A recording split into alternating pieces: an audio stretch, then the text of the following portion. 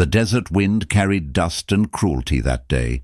Beneath a twisted cottonwood tree at the edge of the Red Canyon, a young woman hung by her wrists, her feet barely scraping the cracked earth.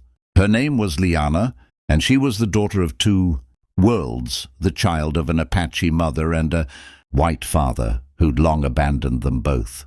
In a land where bloodlines defined worth, she was branded half-blood, a curse whispered by those who refused to see her heart. The townsfolk had dragged her from the trading post at dawn, accusing her of thievery. But the truth was far simpler, and far crueler. They despised her because she didn't fit into their world. A rough wooden sign swung nearby, carved with hatred, "Half-blood don't belong."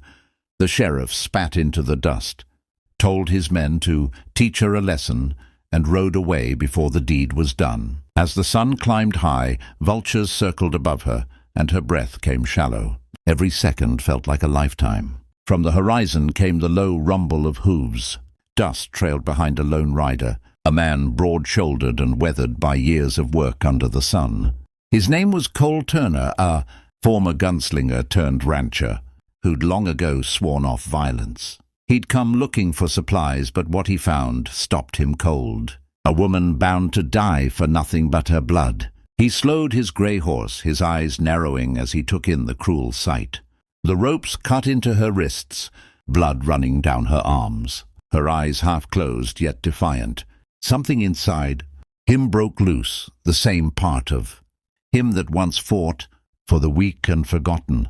Without hesitation, Cole drew his knife and cut the rope. Liana fell into his arms, limp but alive. "Easy now," he whispered, lowering her to the ground. "You're safe." She tried to speak, but her voice cracked like the desert floor. "They'll come back," she rasped. "They'll kill you for helping me." Cole looked toward the horizon where the town lay hidden behind the dunes. "Let them try," he said quietly. "You're coming with me." He lifted her onto his horse, wrapping her trembling hands around his waist, and rode toward the setting sun. Behind them, the hateful sign swung in the dry wind, but it no longer mattered. The desert had witnessed enough cruelty.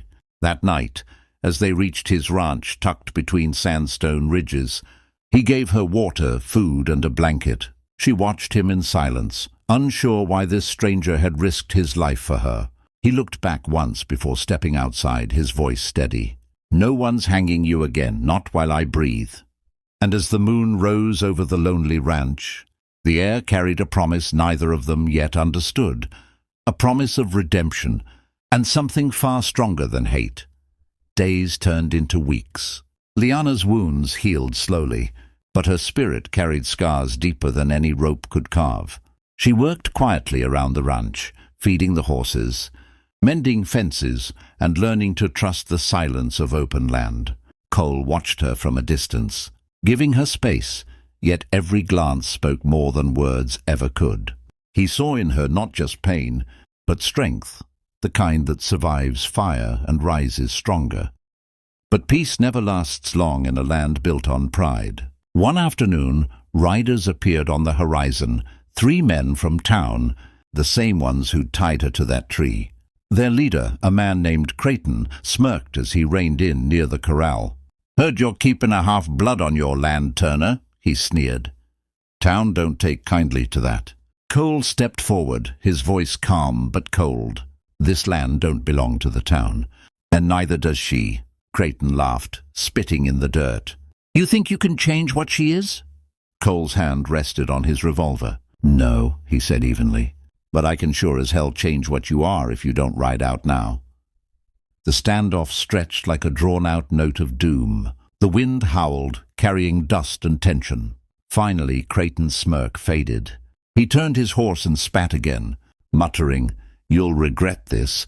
Turner, when they were gone, Liana came out from the stable, her eyes wide with fear and something else. Hope. "Why do you keep risking your life for me?" she asked softly. Cole turned, meeting her gaze with the steadiness of a man who'd already made his choice. "Because no one should hang for who they are. You belong here now, and as long as I stand, no one touches you again." That night, under a canopy of stars, Liana stood on the porch beside him, the cool wind carrying the scent of rain. She turned to him, her voice trembling. "And what am I to you, Cole Turner?"